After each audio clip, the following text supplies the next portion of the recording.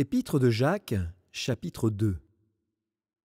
Mes frères, que votre foi en notre glorieux Seigneur Jésus-Christ soit exempt de tout favoritisme.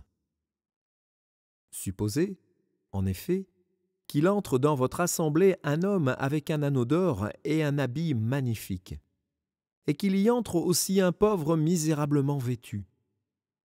Si, tournant vos regards vers celui qui porte l'habit magnifique, vous lui dites « Toi, assieds-toi ici à cette place d'honneur ».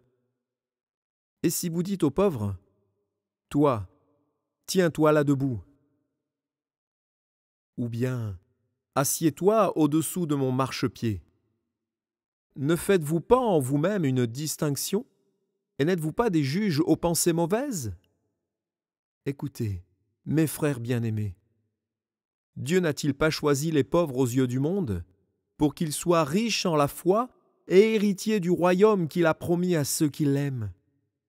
Et vous, vous avilissez le pauvre ?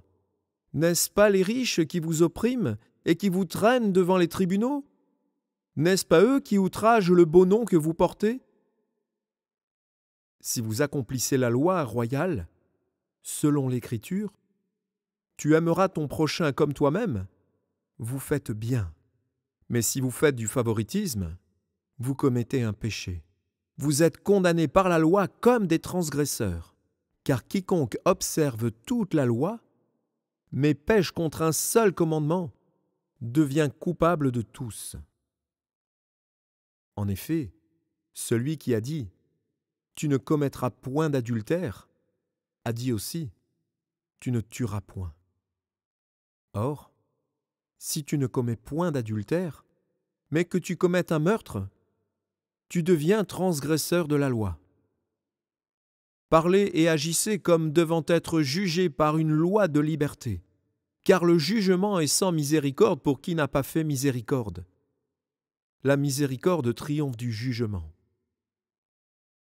Mes frères, que sert-il à quelqu'un de dire qu'il a la foi s'il n'a pas les œuvres ? Cette foi peut-elle le sauver ? Si un frère ou une sœur sont nus et manquent de la nourriture de chaque jour, et que l'un d'entre vous leur dise « Allez en paix, chauffez-vous et rassasiez-vous », et que vous ne leur donniez pas ce qui est nécessaire au corps, à quoi cela sert-il ? Il en est ainsi de la foi. Si elle n'a pas les œuvres, elle est morte en elle-même.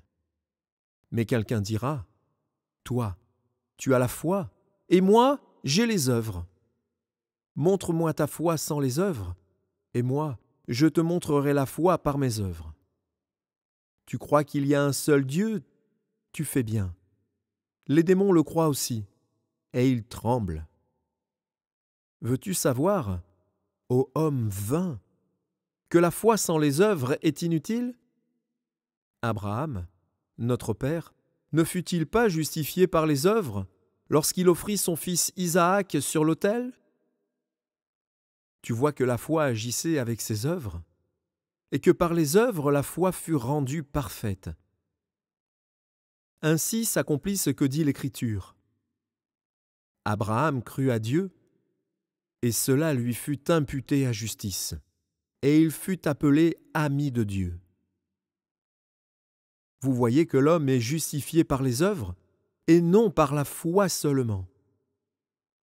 Rahab, la prostituée, ne fut-elle pas également justifiée par les œuvres lorsqu'elle reçut les messagers et qu'elle les fit partir par un autre chemin ?